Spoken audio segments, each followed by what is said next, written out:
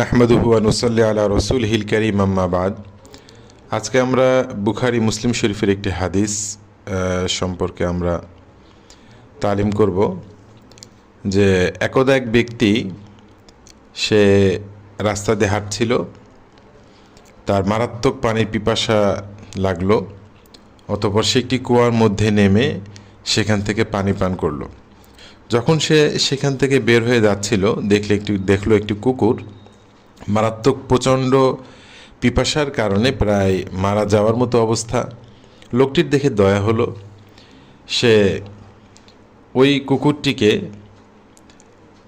দেখে অনুভব করলো যে আমারও যেরকম মারাত্মক পিপাসা লেগেছিল, হয়তোবা কুকুরের ঠিক ওইরকম মারাত্মক পিপাসা লেগেছে এবং সে অত্যন্ত কষ্ট পাচ্ছে।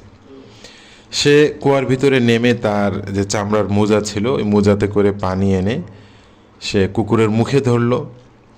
কুকুর সেই পানি পান করলো এবং ওই ব্যক্তি আল্লাহ তালার কাছে শুকরিয়া আদায় করলো এবং এই কুকুরকে পানি পান করানোর কারণে আল্লাহ তালা তাকে মাফ করে দিলেন। সাহাবায়ে কেরাম এই ঘটনা শুনে অত্যন্ত আশ্চর্য হলেন, ইয়া রাসূলুল্লাহ, এই প্রাণীকে চতুষ্পদ জন্তু এদেরকে পানি পান করালেও কি আল্লাহ তালা প্রতিদান দিবেন? তখন আল্লাহ রসুল সাল্লাল্লাহু আলাইহি সাল্লাম বললেন, হ্যাঁ, প্রত্যেক কলিজাওয়ালা যার ভিতরে আল্লাহ তালা জান রাখছেন এদের প্রতি কেউ যদি কোনো ভালো আচরণ ব্যবহার করে এর ভিতরে আল্লাহ তালা প্রতিদান দিবেন। অন্য একটি রিওয়ায়াতে আসছে, এটাও বুখারী মুসলিমের ভিতরে আসছে, যে একজন বনী ইসরাইলের একজন ব্যভিচারিণী মহিলা সবসময় ব্যভিচার করতো নিয়মিত। এই ব্যভিচারিণী মহিলা এরকম একটা কুকুরকে দেখলো, সে অনুরূপভাবে পানি পান করানোর দ্বারা আল্লাহ তালা তাকে মাফ করে দিলেন।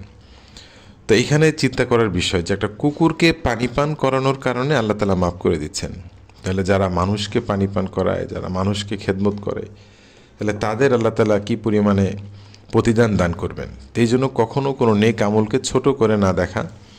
আল্লাহ তালা একটা কুকুরকে পানি পান করানোর কারণে এমনিভাবে যদি প্রতিদান দিতে পারেন, তাহলে যারা মানুষকে উপকার করে, মানুষকে পানি পান করে, মানুষের সাথে ভালো আচরণ করে, মানুষের সাথে ভালো ব্যবহার করে।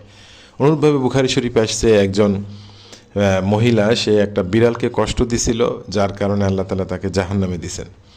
তো এখানে ভাবার বিষয়, বিড়ালকে কষ্ট দেওয়ার কারণে এই ফয়সালা, তাহলে মানুষকে যারা কষ্ট দেয়, তো এই জন্য সবসময় হাদিসে আসছে খায়রুন নাস মান ইয়ানফাউন নাস, সব থেকে ভালো মানুষ তারাই যারা মানুষকে উপকার করে, যার থেকে মানুষ উপকৃত হয়।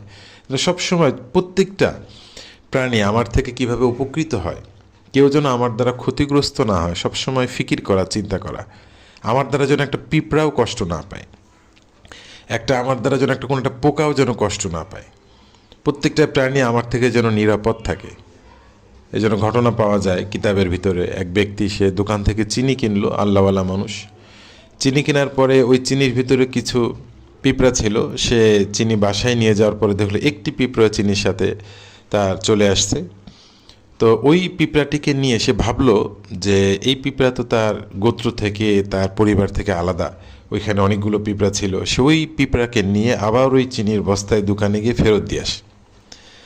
তো এখানে এই ছোট ছোট এইসব আমলের কারণেই আল্লাহ তালা মানুষকে ক্ষমা করেন।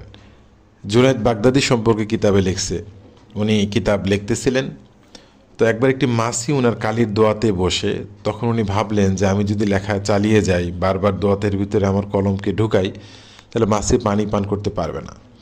তো সে মাছির প্রতি একরাম করার জন্য, মাছির পানি পান করানোর জন্য লেখাটা বন্ধ রাখলো।